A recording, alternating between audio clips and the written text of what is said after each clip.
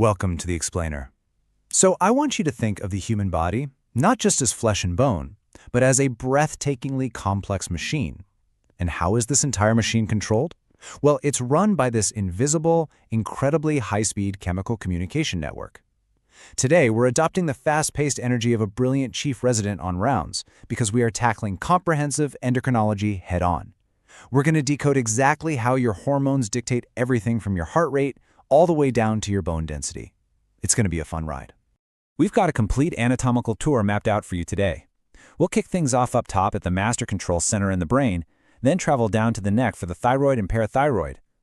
From there, we'll tackle the massive metabolic hub of diabetes and glucose metabolism, explore the adrenal disorders sitting just above the kidneys, and finally, anchor the whole thing with reproduction and bone health.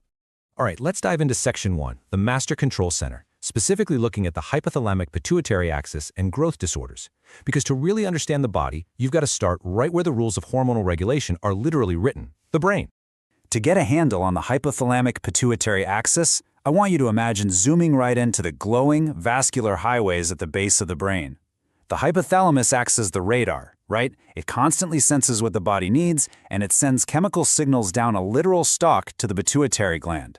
The pituitary is essentially your master switchboard, firing off orders to target organs throughout your entire body.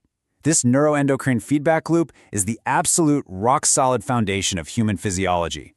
Now, when this master switchboard misfires, the systemic disruptions are massive. Signals might just drop out entirely in a condition called hypopituitarism, or you could have benign tumors, adenomas, that physically hijack the system in this tiny, crowded space. If a tumor cranks out excess growth hormone, you get acromegaly, which literally drives abnormal bone and tissue overgrowth. Or if it pumps out prolactin, that excess hormone directly suppresses your reproductive system. It's a delicate balance up there. And the posterior part of the pituitary is especially delicate when it comes to regulating fluid. Let's compare two really extreme states, diabetes insipidus versus SIADH. In diabetes insipidus, you have dangerously low antidiuretic hormone, or ADH, causing massive, totally uncontrolled water loss. Your body essentially acts like a leaky sieve. But flip the script to SIADH, syndrome of inappropriate antidiuretic hormone, and you have high ADH. Now your body holds onto water so aggressively that it actually dilutes your blood sodium, leading to toxic water retention and even brain swelling. We're talking about a razor-thin wire of fluid balance here. Moving on to Section 2, Thyroid and Parathyroid Pathophysiology. Here we're focusing on metabolic speed and calcium control as we travel down the anatomical arc into the neck. So, the crucial takeaway here is how the thyroid actually manufactures your metabolic speedometer. It's a really fascinating four-step cellular process. Step 1 is iodine trapping. Your thyroid fiercely pulls iodine straight from your blood. Step 2 is thyroglobulin synthesis, which acts as the protein scaffolding. Step 3 is the coupling of MIT and DIT. These are basically molecular building blocks joining forces. And finally, Step 4, the grand finale, the secretion of active thyroid hormones, T3 and T4, into the bloodstream to dictate your cellular energy. Let's see how this plays out in clinical reality when things break down. On one side, you have hypersecretion, things like Graves' disease and toxic nodular goiter. The body's just flooded with T3 and T4, causing hyperthyroidism. The engine is running way too fast. Patients get racing hearts, severe anxiety, unexplained weight loss. On the flip side, we have hyposecretion, like in thyroiditis. The thyroid gland is inflamed and failing. The engine stalls out completely, leading to crushing fatigue, cold intolerance, and weight gain. Tucked right behind the thyroid is the parathyroid outpost. These tiny glands have absolute, non-negotiable control over your blood calcium.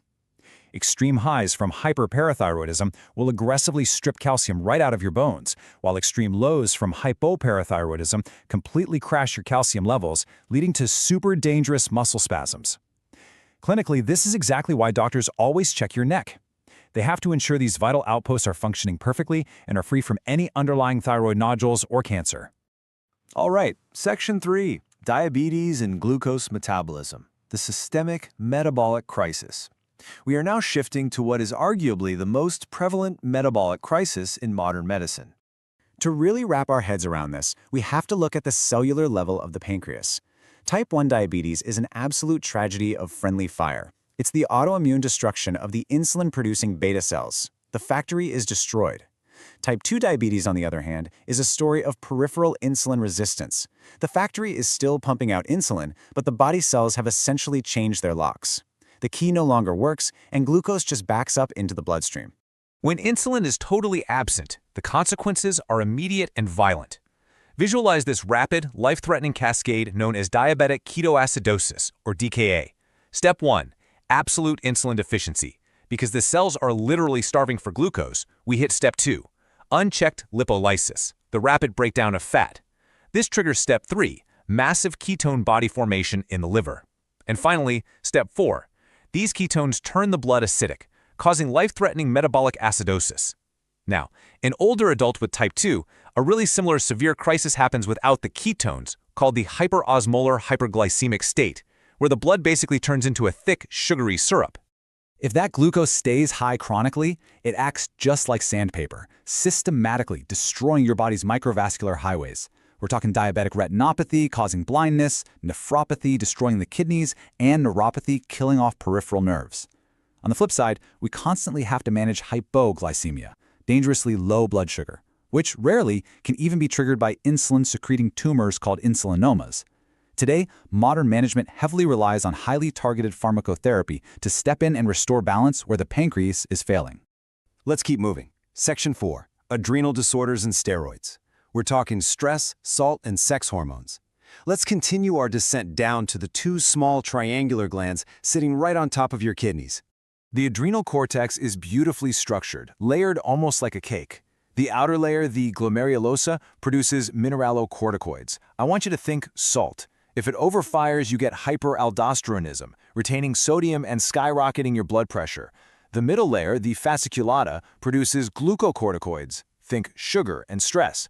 That is your cortisol. When that middle fasciculata layer breaks down, you hit two wild extremes of a clinical spectrum.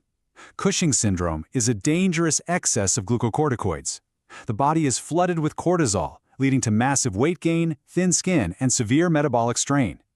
On the exact opposite end, you've got Addison's disease, a life-threatening adrenal insufficiency. Without cortisol, the patient literally cannot respond to stress, leading to a fatal collapse in blood pressure. Deeper inside is the adrenal medulla. Now, if a tumor grows here, a pheochromocytoma, it triggers a catecholamine crisis. Essentially, this is a massive, unprovoked surge of pure adrenaline that sends your heart rate and blood pressure absolutely through the roof. The adrenal system is just incredibly sensitive. Even slight genetic blocks from birth, like congenital adrenal hyperplasia, can derail the entire steroid assembly line.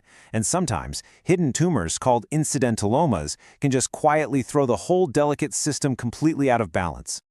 And here we are at Section 5, Reproduction and Bone Health, the Systemic Foundation. We are entering the final stage of our anatomical arc, exploring how reproductive hormones maintain your body's ultimate structural integrity. When the reproductive communication lines from the brain stall out, the systemic effects are incredibly widespread. We see this in polycystic ovary syndrome, or PCOS, where hormonal chaos causes irregular cycles and excess hair growth, known as hirsutism. In men, testosterone deficiency and hypogonadism completely sap energy and muscle mass. When conditions like premature ovarian failure or amenorrhea halt these axes, it's not just about reproduction anymore. It's a massive breakdown of total body vitality. And this brilliantly illustrates why these reproductive hormones matter far, far beyond reproduction itself. Sex hormones like estrogen and testosterone are fiercely protective of your bone density. A failure in these hormones, or issues with parathyroid calcium control like we talked about earlier, can literally collapse the skeletal foundation of the body into osteoporosis. It goes to show that in endocrinology, absolutely everything is interconnected. To tie this vast systemic network together, let's consider multiple endocrine neoplasia, or MEN syndromes. This is a situation where a single, tiny genetic defect acts like a domino effect, causing multiple glandular tumors all at once. Depending on the exact type, this genetic defect can take out the pituitary, the parathyroid, and the pancreas simultaneously, or trigger tumors in the thyroid and adrenal glands. It's wild, and it proves exactly how deeply interwoven these outposts truly are. Which leads us to a final, kind of provocative thought. If our entire biological stability, from our brain all the way down to our bones, relies on these incredibly fragile, perfectly tuned feedback loops, what actually happens when modern medicine artificially alters just one hormone in the chain? When we step in to treat one issue, how do we prevent the whole magnificent house of cards from tumbling down? Think about that for a bit. Thank you so much for joining me on this explainer, and keep questioning the incredible machinery inside you. Catch you next time.